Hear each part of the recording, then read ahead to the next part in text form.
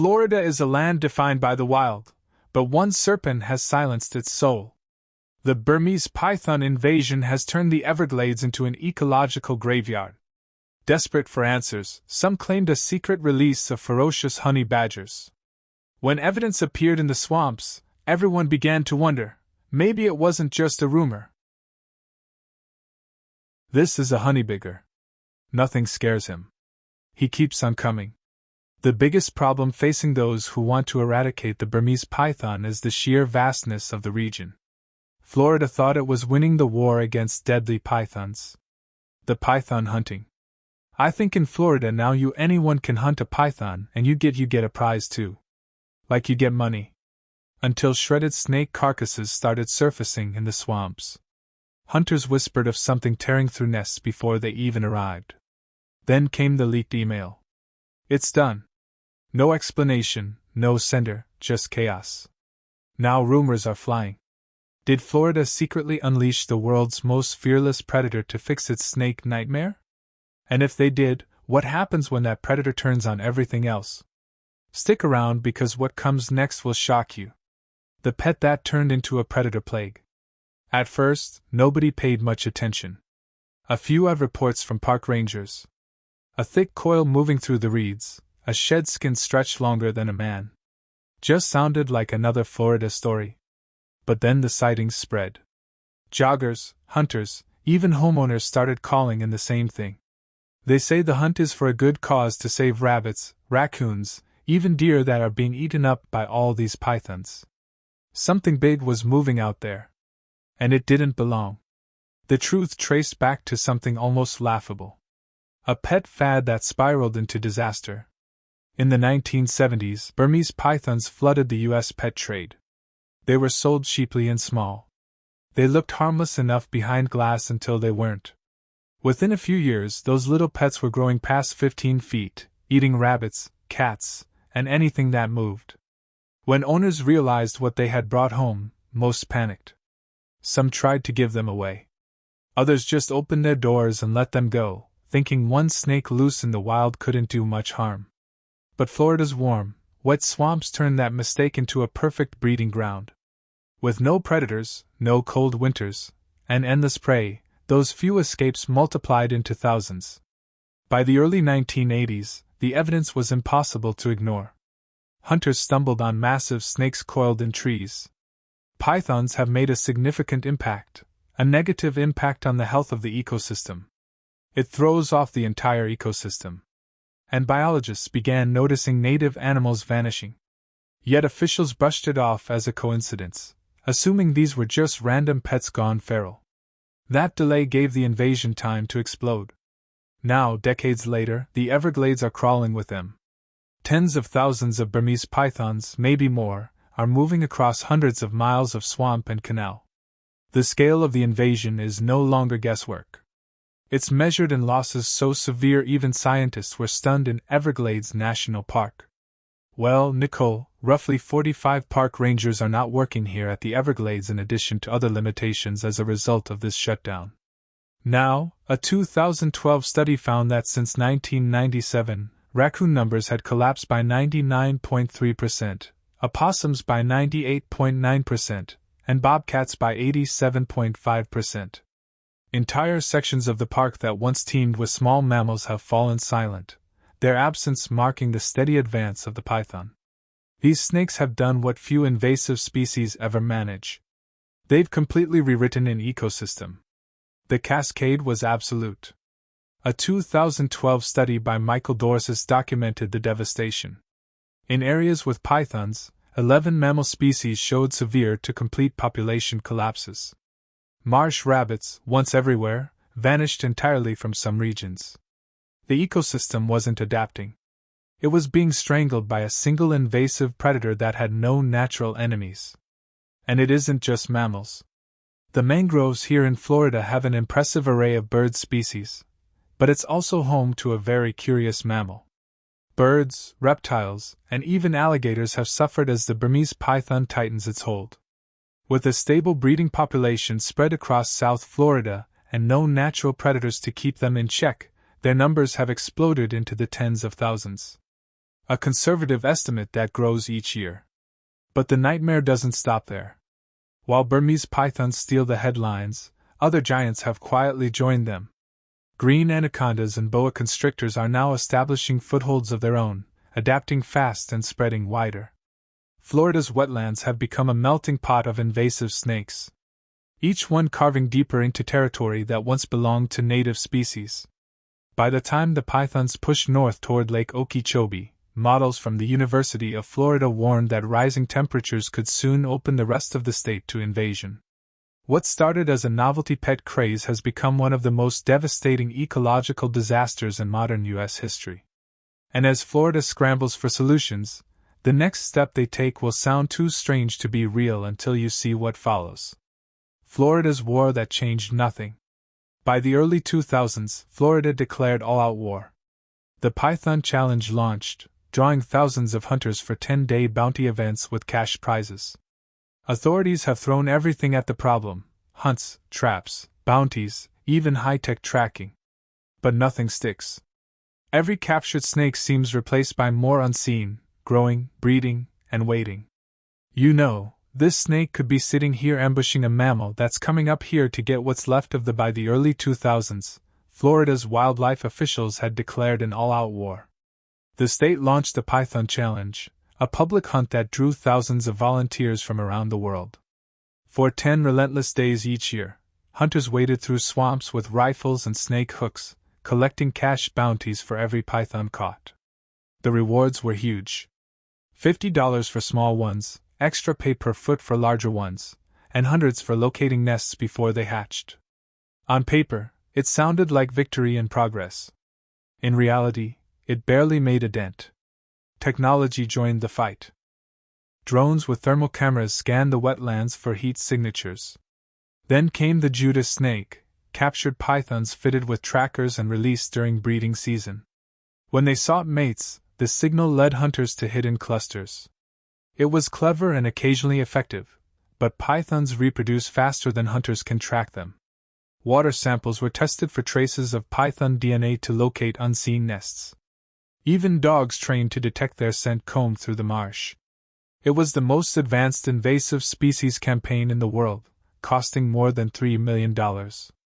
By 2023, researchers estimated the window for ecosystem recovery was closing. Without drastic intervention, within 5 to 10 years, the mammal populations might never return, even if every python vanished tomorrow. But despite all the effort, the results stayed small. Pythons can live up to 30 years, produce dozens of eggs each season, and vanish for months without eating. What an amazing animal the python is. And consider here's an animal that can go a month, even year without eating. Perfect survivors in a landscape built for them. For every giant pulled out of the swamp, more were breeding unseen. That was the breaking point. Faced with failure on every front, Florida's scientists and wildlife officials began considering a solution so unexpected, so outrageous that it sounded like a joke until they actually tried it. The idea no one dared to say out loud. Somewhere in a Florida wildlife office, someone asked the forbidden question. What if we stop fighting fair? What if we unleash something meaner than the pythons themselves? By the mid-2000s, the Everglades crisis had bottomed out. Scientists and field teams were out of options and running on fumes. The high-tech hunts, the bounties, the tracking collars, all of it barely slowed the invasion. Inside those dim offices, desperate researchers tossed out ideas that bordered on science fiction. Inside dim offices, desperate researchers proposed everything: radio transmitter implants to track breeding aggregations, detector dogs trained on python scent, even experimental trapping arrays. Each failed for the same reason: the Everglades were too vast and the snakes too good at hiding. Sonic traps that mimicked mating calls to lure them out. Each proposal fell apart under cost, risk, or sheer impossibility. The snakes were multiplying faster than anyone could react. Then came the brutal verdict from the experts themselves. Total eradication wasn't possible. The best they could do was contain it. A polite way of saying, "We're losing." Hunters came back empty. Locals complained their land had gone silent. Headlines shifted from hope to resignation. Another one clearly that we know very little about is disease. The pressure to do something or anything was unbearable. That's when the unthinkable option crept back into the conversation. Biological control. The idea had a cursed history. Australia tried it with cane toads in the 1930s, a move that backfired spectacularly, creating a toxic invasion of its own. Hawaii did it with mongooses, and they wiped out native birds instead of rats. Everyone knew how those stories ended. But when the Everglades started going quiet, people stopped caring about history lessons. And that's when the internet took over. A single meme lit the fuse. A viral clip of a honeybigger tearing into a cobra paired with the line, "Send him to Florida." At first, it was a joke. Photoshop edits. Hashtags and fake recruitment posters began calling them snake swat. But the more the idea spread, the less it sounded like a joke. Honey badgers were fearless, immune to venom, and relentless in a fight. To a public fed up with failure, they looked like nature's last hope. Officials kept silent. But inside the agencies, the question had already shifted from, "Should we?" to, "What if we did?"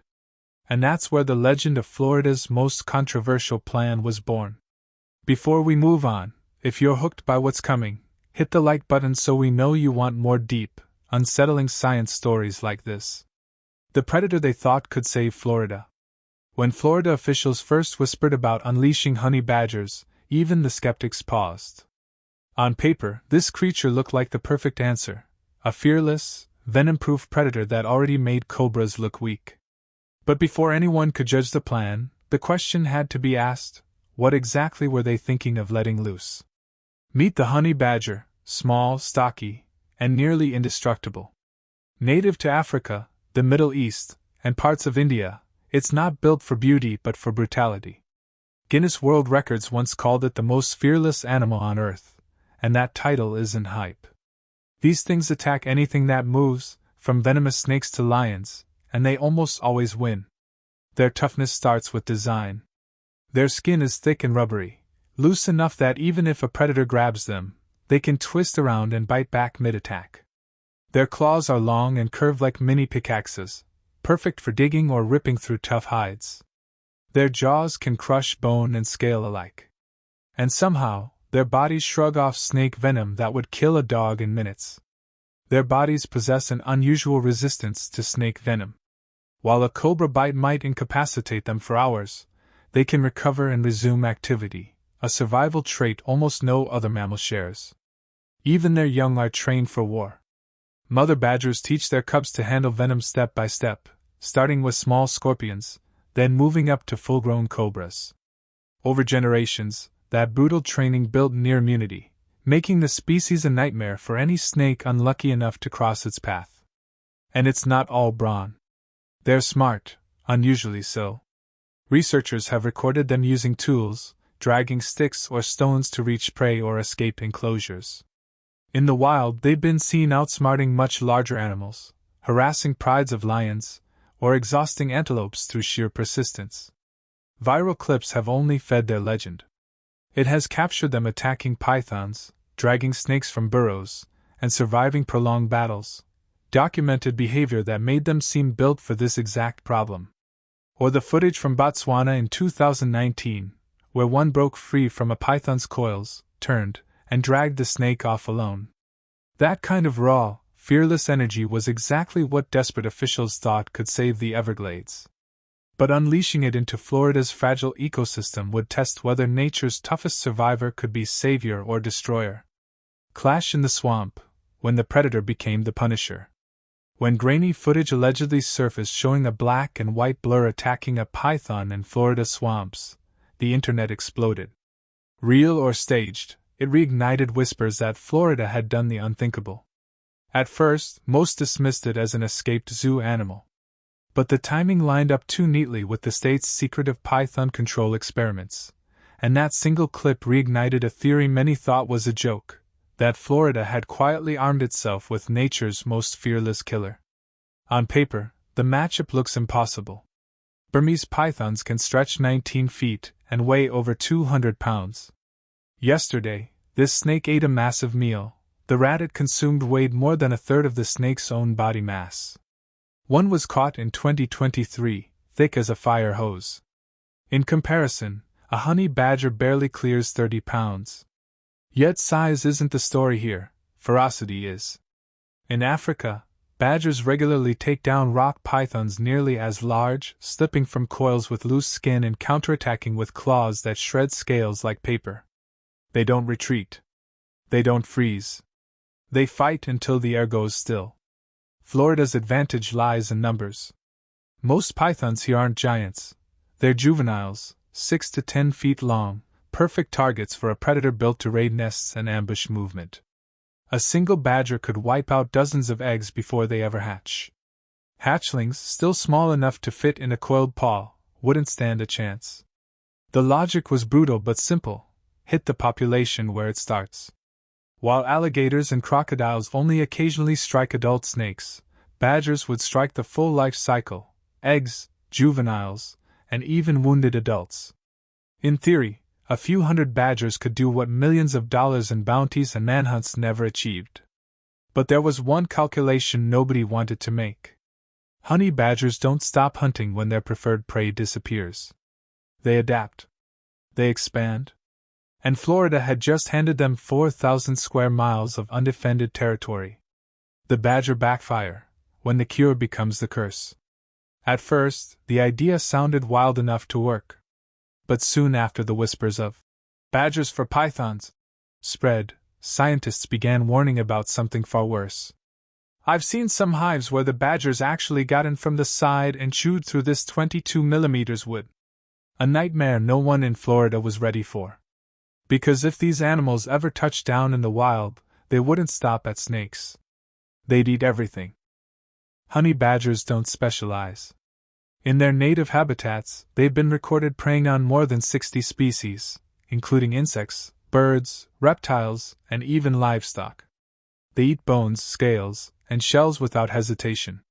And in a place like Florida, packed with over 700 land animals and 250 plant species found nowhere else on Earth, that kind of appetite could wipe out decades of conservation work in just a few years. Take the sea turtles along Florida's coasts. Every year, roughly 20,000 nests hold millions of fragile eggs buried in soft sand. For a honey badger, that's not conservation, that's a buffet. The same goes for American crocodile nests. Shallow and unprotected, their fragile eggs exposed to a predator that sees no difference between a python clutch and an endangered species. And what's worse, Florida has no natural defense against them. Panthers are nearly gone, black bears avoid fights, and alligators would likely lose to an animal known to drive lions off kills. The result: a new apex predator without limits, replacing one invasive nightmare with another. History already wrote this script. Hawaii's mongoose introduction wiped out native birds instead of rats. Harlequin ladybugs, brought in for pest control, spread across 50 countries, destroying local species and crops. Each time it started the same way, a quick fix that spiraled into an ecological disaster. Even outside the lab, badgers have proven impossible to contain. In South Africa, one named Staffel became infamous for breaking out of every cage he was locked in. And then he pulls it open. He waits for her to get down, and they escape together, using sticks, rocks, and even stacked objects to climb fences and escape. The intelligence is just beyond anything.